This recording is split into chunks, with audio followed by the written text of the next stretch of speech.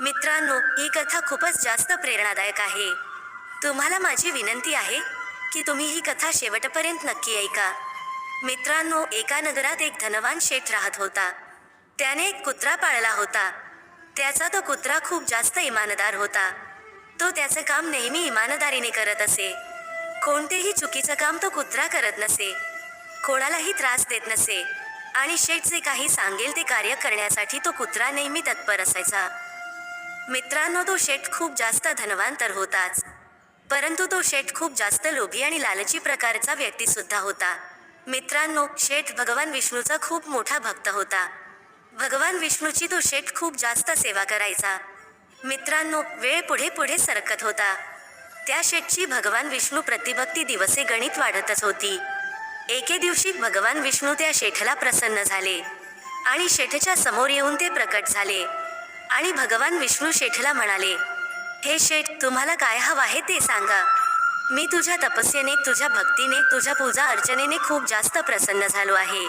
मित्रांनो, भगवान विष्णूला समोर पाहून तो शेठ खूपच खुश होतो. शेठ भगवान विष्णूला म्हणाला, हे प्रभू, मला आणखी काहीच नको, मला कोणताही वरदान नकोय. शेठने त्याच्याजवळ कोरा कागद होता, तो बाहेर काढला आणि भगवान विष्णूला म्हणाला, हे प्रभू, तुम्ही याच्यावर तुमची स्वाक्षरी करा. भगवान विष्णू म्हणाले, हे कशासाठी? मी याच्यावर स्वाक्षरी का करू? तेव्हा शेठ म्हणाला, हे प्रभू, मला ह्या जगाला दाखवून द्यायचं आहे की मला स्वतः देवाने दर्शन दिले आहे. माझं देवासोबत बोलणे झाले आहे, कारण ही दुनिया देवावर विश्वास ठेवत नाही. आणि जर तुम्ही या कोऱ्या कागदावर सही केलीत आणि जेव्हा मी हा कागद या दुनियेतील लोकांना दाखवेन, तेव्हा त्यांचा माझ्यावर विश्वास बसेल की या जगात देव सुद्धा आहे आणि देवासोबत माझे बोलणे झाले आहे. मित्रांनो, भगवान विष्णू म्हणाले, ठीक आहे, तो कागद माझ्याजवळ दे. त्या शेठने लगेच तो कागद प्रभूजवळ दिला आणि भगवान विष्णूंनी त्या कोऱ्या कागदावर त्यांची सही केली आणि लगेचच तो कागद शेठ जवळ दिला. तो कागद शेठने त्याच्या खिशात ठेवला, देवाला प्रणाम केला आणि त्यानंतर भगवान विष्णू अंतर्ध्यानात विलीन झाले. मित्रांनो, शेठ खूपच खुश होता. शेठ तो कागद ज्याच्यावर भगवान विष्णूने त्यांची सही केली होती, तो कागद नेहमी त्यांच्या खिशात ठेवायचे. दिवस पुढे पुढे सरकत होते. एके दिवशी काय झालं मित्रांनो, त्या शेठचा जो कुत्रा होता तो मेला. त्यानंतर तो कुत्रा यमराज जवळ पोहोचला. यमराजाने त्या कुत्र्याच्या आयुष्यातील सर्व कर्म पाहिले. तेव्हा यमराज कुत्र्याला म्हणाला, हे श्वान, तू तर खूपच इमानदार आहेस. तू तुझ्या मालकाचा काम पूर्ण इमानदारीने करत होतास. तू कुत्रा असूनही तू कोणतेही वाईट कर्म केले नाहीस. ज्या वाईट कृत्याची मी तुला शिक्षा देऊ शकेन. तू तुझ्या जीवनात खूप चांगली कर्म केले आहेस. तू कोणालाही त्रास दिला नाहीस. कोणत्याही छोट्या मोठ्या जीवाला दुःख पोहोचवले नाहीस. कोणालाच तू चावला नाहीस. तू तुझ्या मालकाच्या घराची प्रामाणिकपणे राखण केलीस.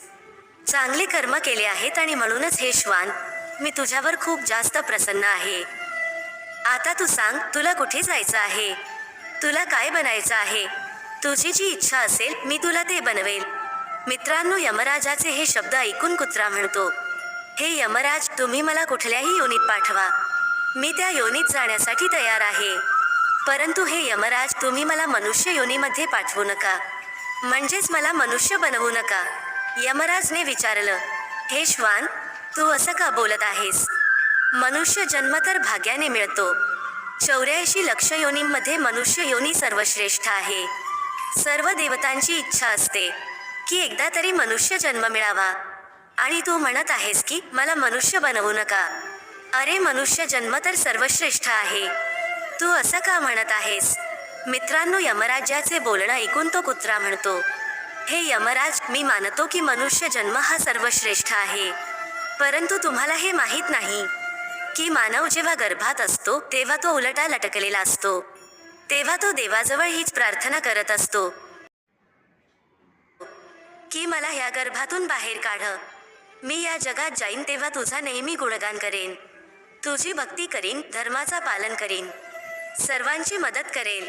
परंतु जेव्हा हा मनुष्य गर्भातून बाहेर येतो, जेव्हा या जगात त्याचा जन्म होतो, तेव्हा तो हळूहळू सर्व काही विसरून जातो. गर्भात असताना त्याने जे काही देवाला वचन दिलेले असते ते सर्व तो विसरून जातो. तो इतका स्वार्थी बनतो, इतका लालची बनतो की तो सर्व काही विसरून जातो. कुत्रा म्हणतो, हे यमराज, मनुष्याला लालच बसू देत नाही आणि ईर्ष्या त्याला नेहमी सतावत असते. कारण माणूस इतका लालची बनतो, इतका स्वार्थी बनतो की तो स्वतःलाच विसरून जातो. माझा कोण आहे, मला याच्यासोबत कसं वागायला हवं, सर्व नातेसंबंध तो विसरून जातो. इतका तो लालची बनतो आणि दुसऱ्यांच्या प्रती तो खूप जास्त ईर्ष्या ठेवतो. आणि त्याच ईर्ष्यामुळे तो आरामात बसू सुद्धा शकत नाही, कुठले चांगले कर्म करत नाही आणि दुसऱ्यांनाही करू देत नाही. ना तो शांततेत राहतो, ना दुसऱ्यांना शांततेत राहू देत.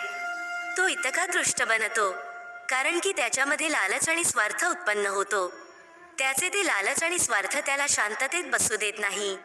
आणि इतकंच नाही तर माणूस त्याच्या स्वार्थात लालचीपणामुळे देवालाही फसवत असतो. यमराजाने विचारलं, हे श्वान, हे कसं? तेव्हा कुत्रा म्हणतो, हे यमराज, मनुष्य प्राणी देवाला अशा प्रकारे फसवतो की जेव्हा मनुष्याचा स्वार्थ असतो तेव्हा तो देवाच्या मंदिरात जातो आणि म्हणतो, हे प्रभू, माझा हे काम व्यवस्थित होऊ देत, मी तुझा यज्ञ करेन, तुझे गुणगान गाईन, खूप सारे दानधर्म करेल आणि देवाच्या कृपेने जेव्हा त्याचं ते काम व्यवस्थित पार पडते तेव्हा तो खूप जास्त खुश होतो. आणि जेव्हा त्याने देवाला दिलेल्या वचन पूर्ण करण्याची वेळ येते तेव्हा तो मंदिरात जातो आणि देवासमोर प्रार्थना करतो आणि म्हणतो, हे देवा, हे सर्व तर तुझेच आहे, तूच दिले आहेस, माझं काय आहे, काहीच नाही. आणि अशा प्रकारे त्याने दिलेलं वचनही तो मोडून टाकतो. तर अशा प्रकारे हे यमराज हा मनुष्य प्राणी या जगामध्ये खूप जास्त स्वार्थी बनला आहे. तो त्याच्या स्वार्थासाठी त्याचे जे नातेवाईक असतात, त्याचे हितचिंतक असतात, त्यांना सुद्धा तो विसरून जातो. इतकंच नाही तर त्याच्या स्वार्थासाठी त्याला जर त्याच्या सख्ख्या लोकांनाही मारण्याची वेळ आली तरीही तो मागे पुढे पाहत नाही. आणि म्हणूनच हे यमराज, मी मनुष्याचे वागणं पाहून खूप जास्त त्रस्त झालो आहे. माझी तुम्हाला हीच प्रार्थना आहे की मला मनुष्याचा जन्म देऊ नका. मित्रांनो, कुत्र्याचे असं बोलणं ऐकून यमराज म्हणतो, हे श्वान, तू असं म्हणत आहेस की मनुष्य जो आहे तो देवाला सुद्धा फसवतो? कुत्रा म्हणाला, हो यमराज, मनुष्य हा इतका चालाक प्राणी आहे की तो देवाला सुद्धा फसवू शकतो. परंतु मित्रांनो, यमराजाला कुत्र्याचं हे बोलणं पटलं नाही. यमराज बोलला, हे श्वान, ठीक आहे, मी तुझ्यासोबत पैज लावतो, मी तुझ्या मालकाला, तुझ्या शेठला जिवंतच इथे बोलवतो, बघूया त्याचं वागणं कसं आहे, तो सुद्धा चालाक आहे का, जो देवाला सुद्धा चुना लावू शकतो. कुत्र्याने म्हटलं, हे यमराज, तुम्ही ऐकणार नाही, तुम्हाला माझा विश्वास बसणार नाही आणि जर विश्वास बसत नसेल तर बोलवा माझ्या मालकाला, बघा तुम्हाला तो कसा फसवतो आणि तुमच्या यमलोकात येऊन कशा प्रकारे गोंधळ निर्माण करतो. यमराज म्हणाला, हे श्वान, ठीक आहे, परंतु जर असं झालं नाही तर मी तुला नरकात पाठवून देईल. कुत्रा म्हणाला, ठीक आहे. मित्रांनो, यमराज त्याच्या दूतांना पृथ्वीवर पाठवतो आणि त्या शेठला जिवंतच यमलोकात बोलावून घेतो. यमराजाच्या सांगण्यावरून यमदूत त्या शेठच्या घरी पोहोचतात आणि त्याला जिवंतच घेऊन यमलोकात येत असतात. रस्त्यात जेव्हा त्या शेठचे डोळे उघडतात तेव्हा तो पाहतो तर यमदूत त्याला जिवंतच घेऊन चालले आहेत. तेव्हा शेठने त्या दूतांना विचारलं, तुम्ही लोक कोण आहात आणि मला कुठे घेऊन चालला आहात? तेव्हा यमदूत म्हणाले, हे शेठ, आम्ही यमदूत आहोत, आमचे प्रभू यमराज यांनी आम्हाला तुमच्याकडे पाठवते आहे, तुम्हाला यमलोकात घेऊन येण्यासाठी. तुमचा जो कुत्रा मेला होता त्याच्यासोबत आमच्या प्रभूने पैज लावली आहे. शेठने विचारलं, कोणती पैज लावली आहे? तेव्हा ते यमदूत शेठला सर्व कहाणी सांगतात आणि पुढे म्हणतात, हे शेठ, तुमचा कुत्रा असं म्हणत आहे की या पृथ्वीवर जे मनुष्य आहेत ते देवाला सुद्धा फसवू शकतात, कारण त्यांच्याकडे अशा प्रकारचा चालाक डोका आहे. आणि यमराजाने कुत्र्यासोबत पैज लावली आहे की जर कुत्र्याचं म्हणणं खोटं ठरलं तर त्या कुत्र्याला यमराज नरकात टाकून देतील. मित्रांनो, शेठजवळ जो कागद होता ज्याच्यावर भगवान महाविष्णू यांची सही होती, तो कागद शेठ नेहमी त्यांच्या खिशात ठेवायचे. त्या कागदाला त्यांनी लगेचच बाहेर काढला आणि त्याच्यावर काहीतरी लिहिलं आणि पुन्हा त्यांनी तो कागद खिशात ठेवला. थोड्या वेळानंतर यमदूत शेठला जिवंत घेऊन यमपुरीत पोहोचतात. यमपुरीत पोहोचल्यावर यमराज त्यांच्या सिंहासनावर बसलेले होते. तिथेच नेऊन यमदूत यमराजासमोर शेठला उभं केले. मित्रांनो, जसं शेठ यमराजाला पाहतो तेव्हा शेठ खिशातून तो कागद काढतो ज्याच्यावर शेठने काहीतरी लिहिलेलं असतं आणि ज्याच्यावर भगवान महाविष्णूची सही सुद्धा असते. तो कागद त्यांनी यमराजाच्या हातात दिला. यमराजाने जसं त्या कागदावर लिहिलेलं वाचलं तेव्हा यमराज ताबडतोब शेठच्या पायाजवळ येऊन बसले आणि त्या शेठला त्याच्या सिंहासनावर बसवले. मित्रांनो, शेठ यमराजाच्या सिंहासनावर बसला आणि यमराज हा शेठच्या चरणात बसला होता. आणि जेव्हा शेठ तेथील राजा बनला तेव्हा त्याने तेथील सर्व कायदे बदलले. त्यांनी यमराजाला तेथील द्वारपाल बनवले. सर्व कायदे त्यांनी बदलले. शेठने विचार केला की एके दिवशी मला सुद्धा इथे यायचं आहे, मग काहीतरी करूनच जावे.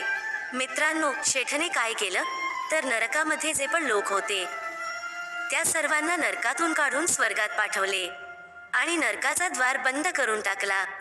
जेव्हा सर्व नरकवासी स्वर्गात पोहोचले तेव्हा स्वर्गातील सर्व कर्मचारी खूपच त्रस्त झाले. ते विचार करू लागले, हे सर्व काय चालू आहे? हा यमपुरीमध्ये कोण आला आहे? जेव्हा त्या कर्मचाऱ्यांनी यमाच्या महलात येऊन पाहिलं तेव्हा त्यांनी पाहिलं की यमराज दरवाजावर पहारा देत आहेत आणि एक जिवंत मनुष्य यमराजाच्या सिंहासनावर बसला आहे. आता ते सर्व कर्मचारी सर्व देवतांना काळजी वाटू लागली की हे सर्व काय घडत आहे. मित्रांनो, अशा प्रकारे त्रस्त झालेले सर्व देवता भगवान विष्णू जवळ गेले आणि भगवान विष्णू यांना त्यांनी सर्व कहाणी सांगितली आणि सांगितलं की हे भगवान यमराज स्वतः यमपुरीमध्ये पहारा देत आहेत आणि सर्व नरकवासी यांना स्वर्गात पाठवण्यात आले आहे. प्रभू, तुम्ही काहीतरी करा. हे सर्व काय चालू आहे? भगवान विष्णू म्हणाले, जर यमराज यमपुरीला पहारा देत आहेत मग यमराजाच्या सिंहासनावर कोण बसले आहे? मित्रांनो, तेव्हा ते देवता म्हणू लागले, हे प्रभू, आम्हाला माहीत नाही तो कोण आहे.